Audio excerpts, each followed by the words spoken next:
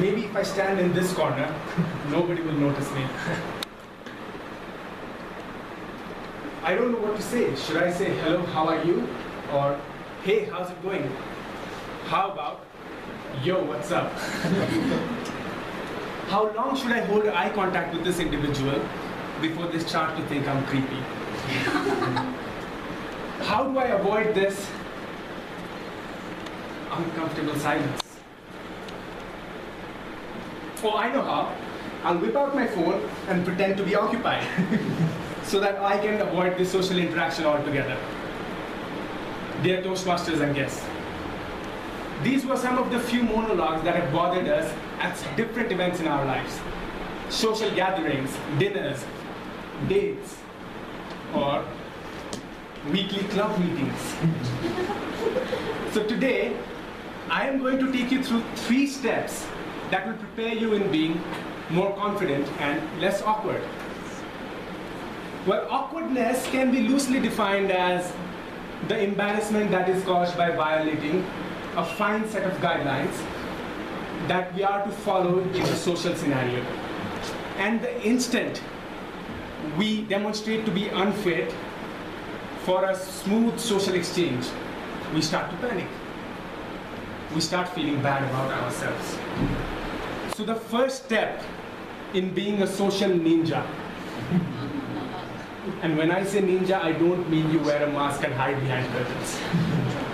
The first step to master that social jitsu is to ask questions.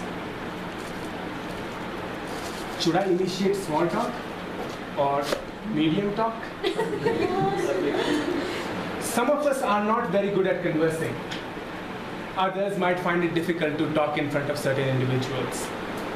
Now, a very helpful way to not stumble over your words, to not melt under the heat of embarrassment, to not come out as awkward, is to put the pressure on them. Let them do the talking.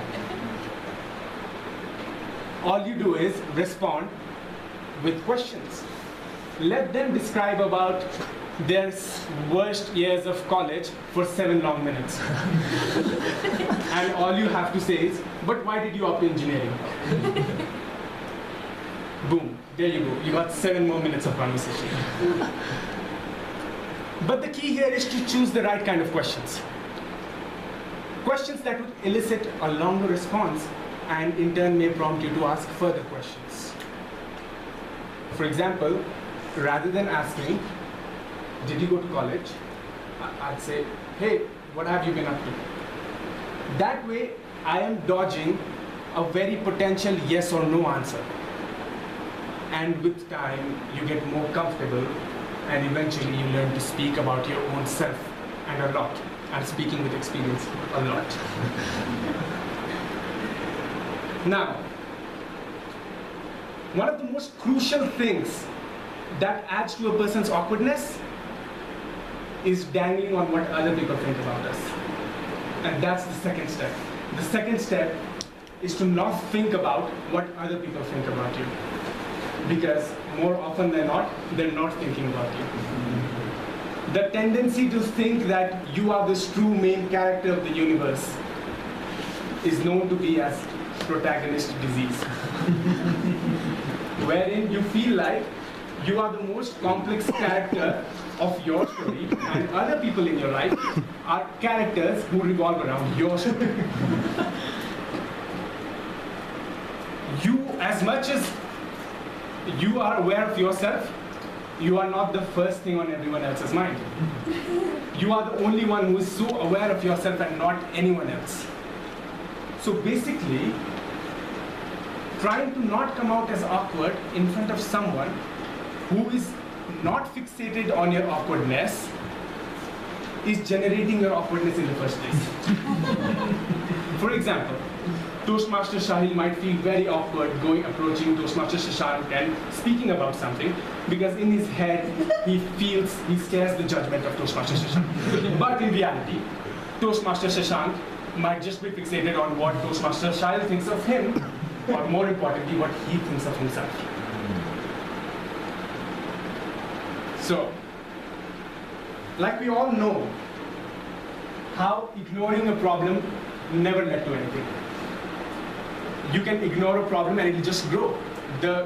Europe ignored Hitler for 20 years, and in return, he slaughtered quarter of our world. The third step revolves around the same thing.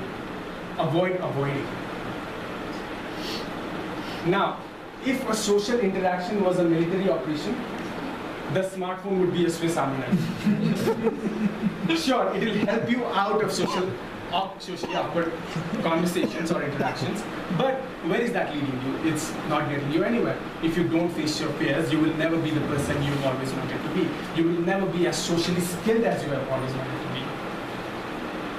You can dodge invitations behind your computer screens, you can stay home, but you don't realize how much you are missing out on that process. You might never get to make great friends. You might never get to tell your kid how you met their mother or father. So, asking questions, not thinking about what people think of you, and getting out there, putting yourself out there, these things are just adding to the person you already are. And don't panic. Just cut yourself some slack, because in the end, people will remember you for the amazing individual you are and not the awkward silence you've shared with them.